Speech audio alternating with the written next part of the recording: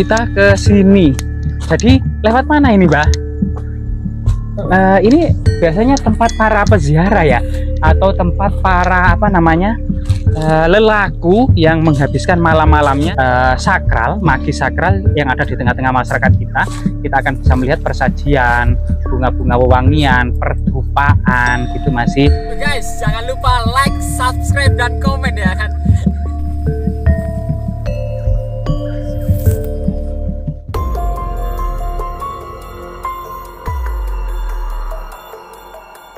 Jadi saat ini kita coba menapak tilasi jejak-jejak peradaban leluhur ya, terutama di area ini penuh dengan tinggalan-tinggalan di abad ke-11 Masehi, era Dharma Wangsa Teguh, era masa Medang, era masa Kahuripan, masa-masa awal Raja Airlangga.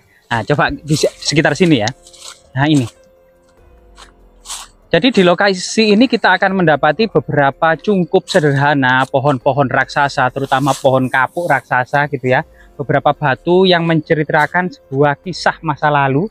Terutama di sini kita akan mendapati batu-batu ya, batu-batu raksasa.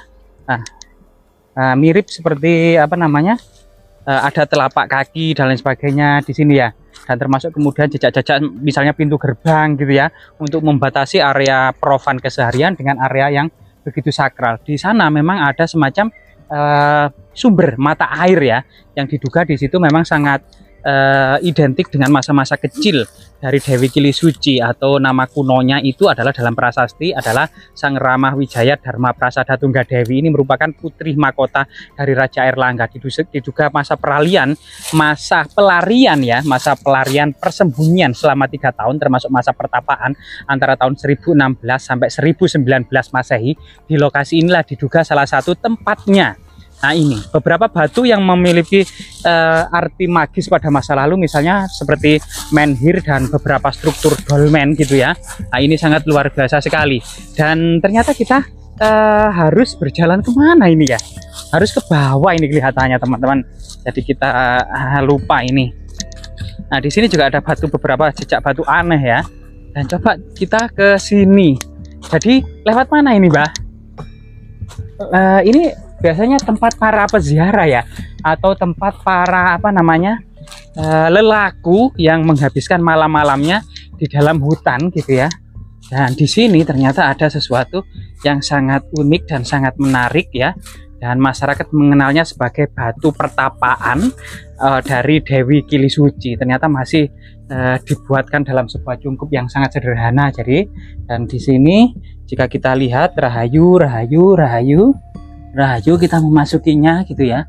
Nah, dan di sini jika kita bisa melihat gitu ya, ini adalah seperti dolmen raksasa, the great dolmen, atau lebih dikenal masyarakat batu pasujutan gitu ya, atau batu sajadah. Namun menggunakan istilah-istilah yang lebih kuno, itu adalah batu pertapaan dari Dewi Kilisuci ya. Jadi namun memang ada semacam tikar yang menjadikan bentuk batu ini kurang terlihat. Maka coba kita batu tikarnya ini kita sisihkan gitu ya.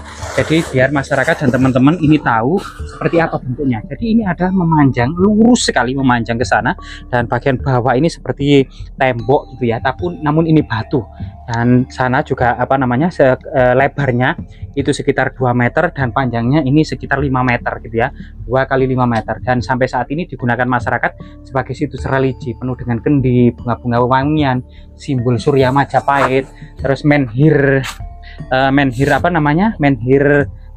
kecil gitu ya, beberapa batu aneh gitu ya, dan beberapa memang lumpang itu adalah genuk ya, atau gendok seperti ini. Ini dalamnya apa ya? Penasaran. Ternyata perdupaan gitu ya, banyak sekali. Ada alat-alat yang terbuat dari tembikar dan tanah liat ya pada masa lalu. Memang gerabah-gerabah ini merupakan bagian yang tidak terpisahkan dari kondisi masyarakat tersebut. Jadi disinilah kepercayaan masyarakat sebagai batu tempat Dewi Kilisuci bertapa. Jadi rahayu ya. Rencana barang sekarang mayang ya. Jadi luar biasa sekali. Memang kenapa sih kemudian Gunung Penanggungan atau Gunung Pawitra yang dipilih gitu ya? Yang pertama mungkin dari segi keamanan, yang dikelilingi oleh bukit-bukit, jurang-jurang yang sangat dalam gitu ya. serta dalam kondisinya Gunung Penanggungan ini tidak terlalu tinggi sebagaimana Gunung Welirang yang di atas 3000 mdpl, Gunung Arjuna juga di atas 3000 mdpl. Namun Gunung Penanggungan ini cuma 1600 sekian mdpl. Jadi relatif kemudian terjangkau puncak dari Gunung Penanggungan ini. Setelah itu juga Gunung Penanggungan ini memiliki makna yang magis karena satu puncak di tengah dikelilingi oleh 4 puncak di keempat penjuru arah mata angin, termasuk puncak-puncak kecil lainnya, sehingga bentuknya ini secara alami dalam istilah kuno disebut dengan pancah walikrama. Nah, disitulah kemudian diduga memang gunung ini memang memiliki landasan kosmologi kuno ya. Misalnya dalam kitab Tantu Pagelaran itu dianggap Gunung Penanggungan atau Gunung Pawitra ini merupakan puncak dari Gunung Himalaya yang ada di India, yang dipangkas oleh para dewa yang kemudian dipindahkan ke Pulau Jawa. Sedangkan kemudian dalam kitab Negara Kertagama, Pawitra ini merupakan pusat dari Karsian. Ada 7 buah Karsian yang ada di dalam kitab Negara Kertagama. Yang pertama adalah Sumput, Pilan, Butun, Jagadita, Pawitra, Pucangan, dan satunya adalah coba kita ulangi lagi ya, dari dalam kitab Negara Kertagama itu ada 7 buah pusat Karsian yang terbesar. Yang pertama adalah Sumput, Butun, Pilan gitu ya. Kemudian Jagadita, Pucangan, Pawitra. Lah tinggal satu lagi teman-teman. Jadi ada 7 ya, yaitu Sumput, Butun, Rumpit, Pilan, Jagadita, Pawitra, dan Pucangan. Nah ini adalah merupakan 7 buah Karsian, termasuk Pawitra diantaranya dalam kitab Negara Kertagama tersebut ya. Coba kemudian dari sini ke arah sana gitu ya, memang ternyata ini posisinya adalah menghadap ke barat sebagaimana kosmologi bangunan-bangunan istana juga menghadap ke barat pada masa kuno. Dan jika kita lihat ke arah sini gitu ya, nah ini bisa kita lanjutkan lewat mana ya ini ya, lewat sini ya. Nah, kita kembali ya. Nah, ini ya, coba kita kembali. Nah ini jadi luar biasa sekali ya.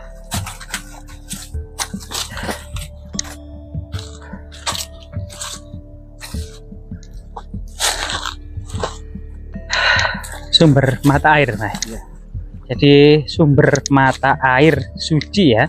Nah ini luar biasa sekali, yang ternyata erat kaitannya dengan sejarah Dewi Kili Suci itu sendiri ya.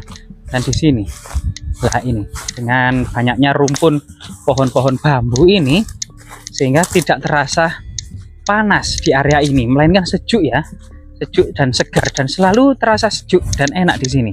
Nah di bawah ini juga ada ya, sebagian mata air besar ini memang disalurkan dengan pipa-pipa untuk kebutuhan air bersih ke desa-desa. Namun sebagian masih kita lihat gitu ya untuk mandi suci ya oleh sebagian masyarakat kita sebagai situs religi yang ada di gunung ini ya. Nah ini teman-teman, jadi ternyata gunung ini ya ternyata penuh dengan sumber mata air suci. Jadi diceritakan memang bahwasanya Gunung Penanggungan itu tak ubahnya adalah sebuah gunung Mandara yang diangkat kura-kura raksasa di atas punggungnya, yang di bawahnya merupakan samudra susu penuh dengan air amerta gitu ya yang di bawahnya. Disitulah kemudian diceritakan bahwasanya banyak sekali kemudian para pejalan suci membawa dan mencari air suci yang dikenal dengan Tirta Yatra. Jadi Tirta itu membawa air suci, Yatra itu kemudian pejalan suci mencari air suci. Kemudian pada masa lalu di sini adalah air suci ya, sangat bening sekali di sini ya. Dan di sini ada difasilitasi beberapa gayung gitu ya untuk mandi suci gitu ya. Nah ini saat ini memang tidak banyak sekali orang-orang yang mandi suci gitu ya, mungkin pada malam-malam tertentu, bulan purnama atau malam Jumat Legi gitu ya, atau Jumat Kliwon, atau hari-hari yang dianggap baik dan memiliki nilai magis tertentu gitu ya. Dan kondisi airnya memang sangat dingin dan sangat segar gitu ya, dan sangat luar biasa sekali. Potensi alam yang tiada duanya ini yang patut kita lestarikan, kita syukuri gitu ya. Nah ini salah satu jejak itu ya, magis sakral yang ada di tengah-tengah masyarakat kita. Kita akan bisa melihat persajian, bunga-bunga wewangian, perdupaan gitu masih difasilitasi. Artinya memang inilah sebuah fakta yang tidak bisa dipungkiri di tengah-tengah masyarakat kita. Ya, berbagai macam cara untuk melestarikan alam dan budaya yang di atasnya gitu ya, dan berbagai macam tinggalan-tinggalan budaya, tradisi dan budaya yang begitu beragam di tengah-tengah masyarakat Nusantara itu ya. Dan salah satunya adalah cara mensyukuri dan melestarikan alam itu adalah bentuk-bentuk religi yang ada di tengah-tengah masyarakat. Semoga bermanfaat.